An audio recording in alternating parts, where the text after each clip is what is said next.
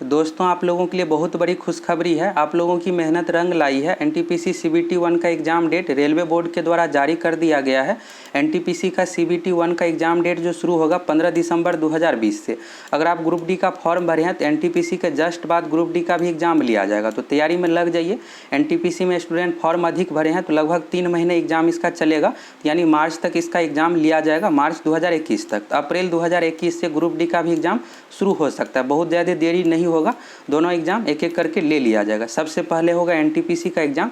NTPC का exam date तो अब आ गया, और आपको तैयारी कैसे करना है, एग्ज़ाम का सिलेबस क्या है, कैसे आपको तैयारी करना है जिससे आपका एग्ज़ाम में सिलेक्शन हो जाए, चलिए एक एक करके पूरा देख लेते हैं।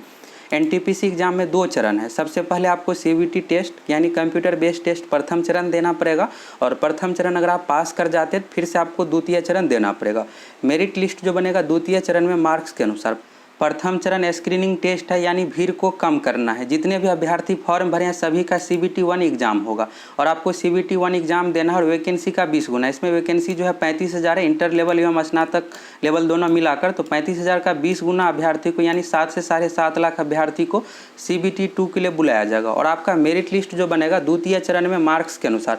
प्रथम चरण का मार्क्स मेरिट लिस्ट में नहीं जुटेगा, तो दोनों का सिलेबस आप लोगों को पूरे डिटेल्स में बताएंगे। और अगर आप थोड़े भी अच्छे तरीके से तैयारी कर लेते सीरियस रूप से तो आपका सिलेक्शन हो जाएगा। एग्ज़ाम डेट भी बहुत जल्दी नहीं है।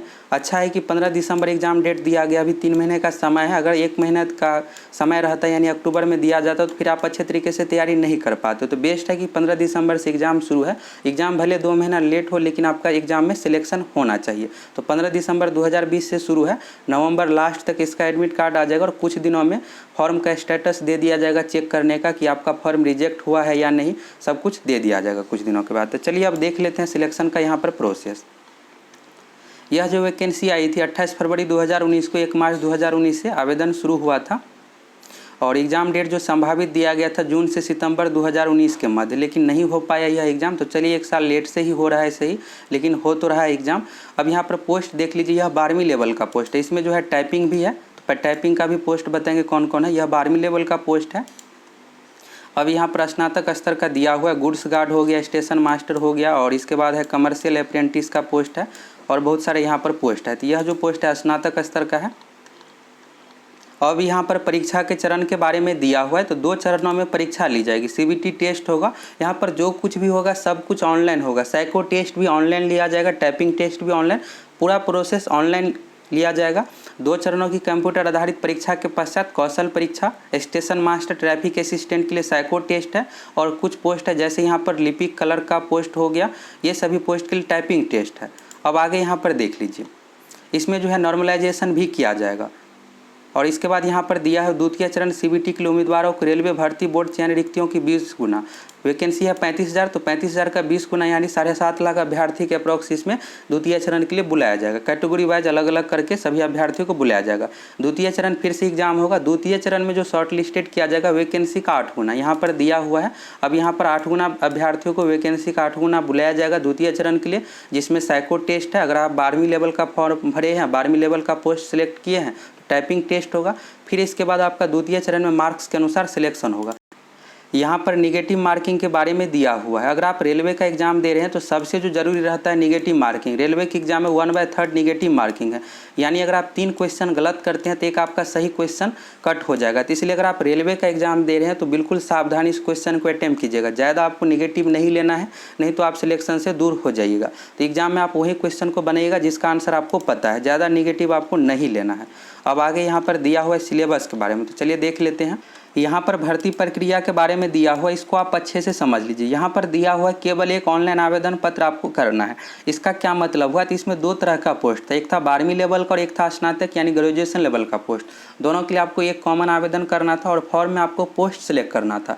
अगर आप स्नातक पास है तो 12वीं लेवल का भी पोस्ट सिलेक्ट कर सकते हैं और स्नातक लेवल का भी। अगर आप सिर्फ 12वीं पास है तो सिर्फ 12वीं लेवल का पोस्ट सिलेक्ट कर सकते हैं। 2 से अधिक आपको आवेदन नहीं करना था, सिर्फ एक आवेदन करना था और एक ही बोर्ड में आपको आवेदन करना था।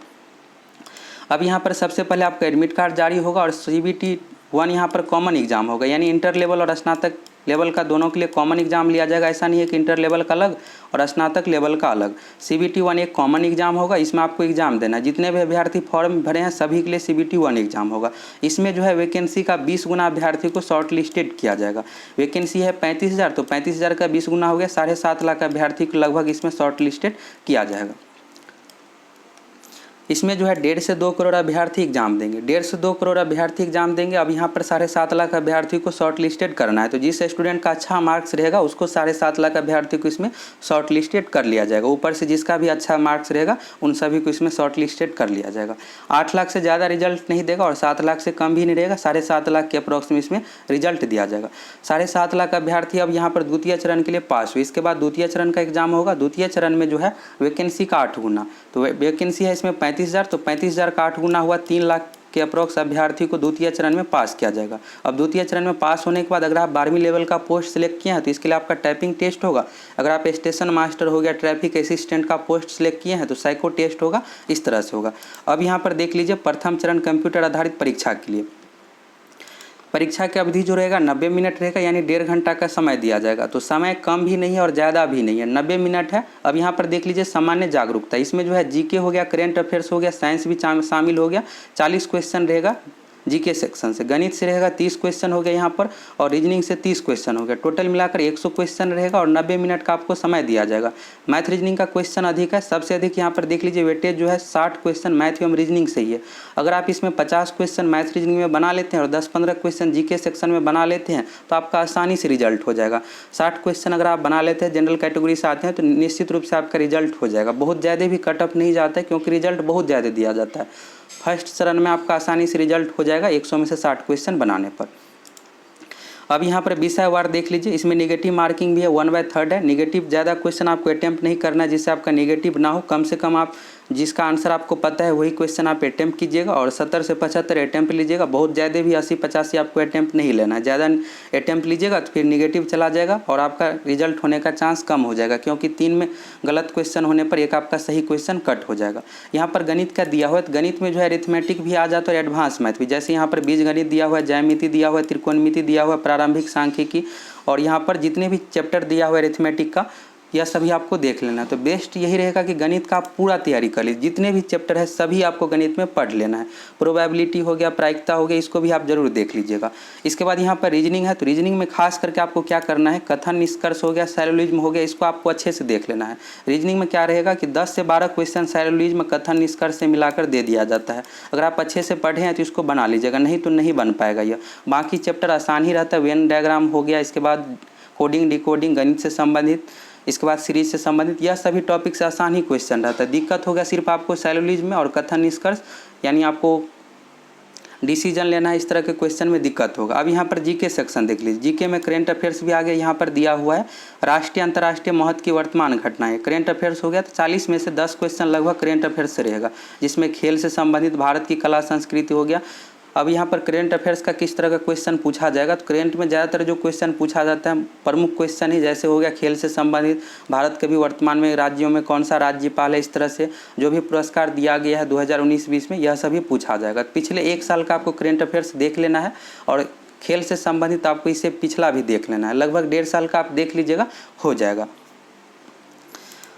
अब यहाँ पर जीके सेक्शन का दे दिया गया, भारतीय राजनीति हो गया, हिस्ट्री हो गया, पॉलिटी हो गया, ज्योग्राफी हो गया, सभी यहाँ पर टॉपिक आ गया जीके सेक्शन में। अब यहाँ पर सबसे मेन है, इसको आप देख लीजिए। न्यूनतम इसमें लगाया गया है कि जनरल कैटेगरी का 40% मार्क्स आना चाहिए, यानी 100 में से 40 मार्क्स आना चाहिए।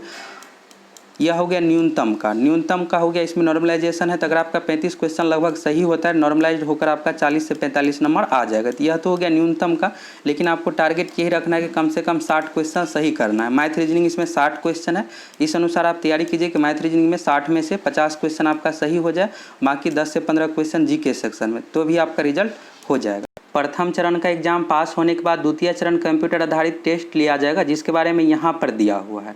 तो प्रथम चरण में वैकेंसी का 20 गुना अभ्यर्थी को शॉर्ट लिस्टेड किया जाएगा। 7.5 लाख अभ्यर्थी यहाँ पर शॉर्ट लिस्टेड होगा। अब 7.5 लाख अभ्यर्थी को द्वितीय चरण का टेस्ट लिया जाएगा, जिसके बारे में यहाँ पर दिया हुआ है। परीक्षा का अवधि जो रहेगा 90 मिनट रहेगा। इसमें क्वेश्चन बढ़ जाता है, प्रथम चरण में है कि 100 क्वेश्चन रहेगा, लेकिन इसमें क्वेश्चन जो हो गया 120, समय 90 मिनट ही रहेगा, 1.5 घंटे का समय ही मिलेगा। द्वितीय चरण में आपको समय का थोड़ा सा दिक्कत होगा, इसलिए आपको मैथ का कैलकुलेशन हो गया, रीजनिंग का सेक्शन अच्छे से तैयारी करना जिससे आपको समय का कमी ना हो। और एग्ज़ाम से पहले आप बिल्कुल अच्छे तरीके से प्रैक्टिस सेट दीजिएगा जिससे आपका पूरा फास्ट हो जाएगा और समय का एग्जाम में दिक्कत ना हो। जीके सेक्शन जो है द्वितीय चरण में 50 क्वेश्चन है, गणित हो गया 35 क्वेश्चन और रीजनिंग हो गया 35 क्वेश्चन। रेलवे के एग्जाम में इंग्लिश नहीं है, प्रथम चरण में भी यही विषय है और द्वितीय चरण में भी सेम वही विषय है। तो प्रथम चरण का आप अच्छे से तैयारी कीजिए। प्रथम चरण के 2 से 3 महीना 4 महीना बाद ही जो है द्वितीय चरण का एग्जाम होगा। 3 से 4 महीना रिजल्ट में ही समय लगाया जाएगा, फिर रिजल्ट दिया जाएगा, रिजल्ट के 2-3 महीना बाद, और यानी आप कह सकते हैं 6 से 7 महीने का और समय रहेगा। तो सबसे पहले अभी प्रथम चरण पर ध्यान दीजिए। अगर प्रथम चरण में आप थोड़ा बहुत भी अच्छे से तैयारी कर लेते हैं, 60 क्वेश्चन जनरल कैटेगरी से आते हैं बना लेते हैं, ओबीसी में 55 क्वेश्चन हो गया, SC/ST में 50 क्वेश्चन भी बना लेते हैं, तो आपका रिजल्ट निश्चित रूप से हो जाएगा। अब यहाँ पर टोटल 120 क्वेश्चन है और यहाँ पर देख लीजिए जीके सेक्शन हो गया 50, गणित 50 और रीजनिंग 50। तो रीजनिंग और गणित से मिलाकर यहाँ पर जो है 70 क्वेश्चन है। तो सबसे अधिक यहाँ पर मैथ रीजनिंग का ही वेटेज है। और प्रथम चरण में क्या था कि 60 क्वेश्चन जो है मैथ रीजनिंग से था और जीके से 40 क्वेश्चन। इसमें भी निगेटिव मार्किंग है, 1/3 है। तो कम से कम आपको क्वेश्चन अटैम्प्ट करना है, जिसका आपको आंसर पता है वही क्वेश्चन आप अटैम्प्ट कीजिएगा, ज़्यादा निगेटिव आपको नहीं लेना है। गणित का यहाँ पर सिलेबस दिया हुआ है तो प्रथम चरण के अनुसार ही है, अरिथमेटिक प्लस एडवांस मैथ दोनों आ गया। रीजनिंग में भी सेम वही टॉपिक है और यहाँ पर जीके सेक्शन में भी सेम वही टॉपिक दिया हुआ है। यहाँ पर करेंट अफेयर्स हो गया, बाकी यहाँ पर साइंस हो गया और आर्ट सेक्शन का पूरा आ गया। अब यहाँ पर देख लीजिए न्यूनतम प्रतिशत का जनरल कैटेगरी के लिए 40%, यानी 100 में से 40 मार्क्स आपका आना ही चाहिए। इसमें जो है द्वितीय चरण में 120 मार्क्स है, तो 120 मार्क्स का 40% यानी आपको 48 मार्क्स आना ही चाहिए कम से कम। चाहे वैकेंसी खाली रह जाए लेकिन आपका 48 मार्क्स से कम पर आपका सिलेक्शन नहीं होगा। अन्य पिछड़ा वर्ग के लिए 30%, अनुसूचित जाति के लिए 30%, अनुसूचित जनजाति के लिए 25%, ओबीसी के लिए जो है कंडीशन यहाँ पर 30% का है। द्वितीय चरण का एग्जाम देने के बाद वैकेंसी का 8 गुना अभ्यर्थी को साइको टेस्ट के लिए या फिर टाइपिंग टेस्ट के लिए शॉर्ट लिस्टेड किया जाएगा। अगर आपका सिलेक्शन स्टेशन मास्टर के लिए होता है तो साइको टेस्ट होगा और टाइपिंग पोस्ट के लिए होगा तो टाइपिंग टेस्ट लिया जाएगा। साइको टेस्ट के बारे में यहाँ पर समझ लीजिए, यहाँ पर दिया हुआ है कंप्यूटर अभिक्षमता परीक्षा, यानी यहाँ पर हो गया साइको टेस्ट हो गया, यहाँ पर दिया हुआ इसके बारे में आप समझ लीजिए। स्टेशन मास्टर हो गया, यातायात सहायक, ट्रैफिक असिस्टेंट के लिए जो है यहाँ पर 70% वेटेज रहेगा सीबीटी मार्क्स के अनुसार। द्वितीय चरण का सीबीटी मार्क्स प्रथम चरण का मेरिट लिस्ट में नहीं जुड़ता है। द्वितीय चरण में जो भी मार्क्स आपका आएगा 70% इसका मार्क्स जोड़ा जाएगा और 30% जो है यहाँ पर साइको टेस्ट का मार्क्स जोड़ा जाएगा। अब यहाँ पर टाइपिंग टेस्ट के बारे में दिया हुआ है तो 30 शब्द प्रति मिनट होना चाहिए इंग्लिश में और 25 शब्द प्रति मिनट होना चाहिए हिंदी में। दोनों में से कोई एक भाषा में आपको करना है, ऐसा नहीं है कि दोनों में आपको टाइपिंग सीखना है, सिर्फ आप इंग्लिश में ही सीख सकते हैं या फिर हिंदी में। अगर आप हिंदी में सीखें तो 25 शब्द प्रति मिनट होना चाहिए और इंग्लिश में 30 शब्द प्रति मिनट होना चाहिए। टाइपिंग टेस्ट का मार्क मेरिट लिस्ट में नहीं जोड़ा जाता है। इन सभी पोस्ट के लिए टाइपिंग टेस्ट होगा। वरिष्ठ लिपिक सह टंकक, टाइपिंग से संबंधित जो भी पोस्ट है उससे रिलेटेड यहाँ पर टाइपिंग टेस्ट लिया जाएगा। इसके बाद मेरिट लिस्ट जो आपका बनेगा द्वितीय चरण सीबीटी में प्रदर्शन के अनुसार मेरिट लिस्ट तैयार किया जाएगा। इसके बाद मेरिट लिस्ट बनेगा और डॉक्यूमेंट वेरिफिकेशन होगा। डॉक्यूमेंट वेरिफिकेशन के बाद पूरा प्रोसेस होने के बाद आपका ज्वाइनिंग होगा। इस चार्ट को आप अच्छे से समझ लीजिए, इसमें सभी जितने भी पोस्ट है सभी का यहाँ पर पूरा एक साथ डिटेल्स दिया हो, इसको आपको समझना जरूरी है। यहाँ पर जितने भी पोस्ट है सभी का नाम दिया हुआ। प्रथम चरण सीबीटी टेस्ट जो है सभी के लिए कॉमन है। यहाँ पर देख लीजिए लिखा है सभी पदों के लिए समान कॉमन होगा और इसमें वैकेंसी का 20 गुना अभ्यर्थी को शॉर्ट लिस्टेड किया जाएगा। इसके बाद जो है द्वितीय चरण होगा। द्वितीय चरण कॉमन नहीं होगा, इसमें जो है आपका सैलरी मिलेगा, उस अनुसार अलग अलग यहाँ पर द्वितीय चरण में एग्जाम लिया जाएगा। इसको यहाँ से समझ लीजिए। 7th पे कमीशन के अनुसार कनिष्ठ लिपिक सह टंकक यह जो आता है 7th पे कमीशन के अनुसार लेवल 2 का यह जॉब है।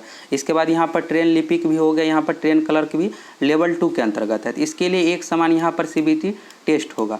इसके बाद इसमें 3 पोस्ट में जो है टाइपिंग टेस्ट है, लेकिन ट्रेन लिपिक का जो पोस्ट है यहाँ पर 4थे नंबर का इसमें जो है नहीं दिया हुआ है, टाइपिंग टेस्ट नहीं है, यानी आपको CBT 1 देना पड़ेगा। इसके बाद स्तर 2 का आप CBT 2 दीजिएगा और इसमें टाइपिंग टेस्ट नहीं है, आपका सिलेक्शन हो जाएगा। यहाँ से आपको पूरा क्लियर नहीं हुआ होगा। अभी आप ऐसे समझिए कि अगर आप स्नातक पास है तो जितने भी पोस्ट है सभी का यहाँ पर नाम दिए होंगे। अगर मान लीजिए 100 में से आपका 80 नंबर आ जाता है तो 80 नंबर आने पर आपका सभी पोस्ट में सिलेक्शन हो जाएगा। तो सभी पोस्ट में सिलेक्शन हो जाएगा। तो इसके बाद आपको क्या करना पड़ेगा, द्वितीय चरण में आपको सभी स्तर का आप एग्ज़ाम दे सकते हैं। सभी पोस्ट के लिए आपका सिलेक्शन हो गया है तो अलग अलग डेट में एग्ज़ाम होगा। मान लीजिए कि 10 तारीख से एग्ज़ाम शुरू होता है तो 10 तारीख को स्तर 2 का एग्ज़ाम रहेगा, इसमें भी आप अपियर हो सकते हैं। 11 तारीख को स्तर 3 का एग्ज़ाम रहेगा, उसमें भी आप अपियर हो सकते हैं। स्तर 4 का 12 तारीख को एग्ज़ाम रहेगा। इसके बाद स्तर 5 का अगले दिन एग्जाम रहेगा, स्तर 6 का अगले दिन एग्जाम रहेगा। अगर प्रथम चरण में आपका अच्छा मार्क्स आ जाता है और द्वितीय चरण में आप सभी पोस्ट के लिए पास हो जाते हैं तो सभी स्तर का आप एग्जाम दे सकते हैं। अब इसमें आपका जितना अच्छा परफॉर्मेंस रहेगा और आप पोस्ट जिस अनुसार आप सिलेक्ट किए हैं, अगर आप कमर्शियल अप्रेंटिस का फर्स्ट नंबर में सिलेक्ट किए हैं और 100 में से मान लीजिए आपका 90 नंबर आ जाता है, कमर्शियल अप्रेंटिस में आपका सिलेक्शन हो गया जो फर्स्ट नंबर पर रहेगा। तो आप अच्छे से यहाँ से समझ गए होंगे। स्तर 2 का अलग से एग्जाम होगा, स्तर 3 का अलग से एग्जाम होगा, स्तर 4 के लिए। अब अगर आप 12वीं सिर्फ पास है तो स्तर 2 स्तर 3 के लिए आप एलिजिबल है। तो स्तर 2 का अगले एक डेट में एग्जाम होगा और अगले दिन स्तर 3 का रहेगा। अब इसमें जो भी आपका मार्क्स आएगा उस अनुसार आपका सिलेक्शन हो जाएगा। तो सभी लेवल का आप एग्जाम दे सकते हैं, लेकिन आपका मार्क्स अच्छा आना चाहिए। मान लीजिए अगर आप स्नातक ही पास है, सिर्फ आप स्तर 2 के पोस्ट के लिए पास हुए हैं तो सिर्फ यही ठो एग्जाम आपका होगा, बाकी आपका एग्जाम नहीं होगा। अगर आपका प्रथम चरण में अच्छा मार्क्स आ जाता है तो सभी पोस्ट का आप द्वितीय चरण में एग्जाम दे सकते हैं।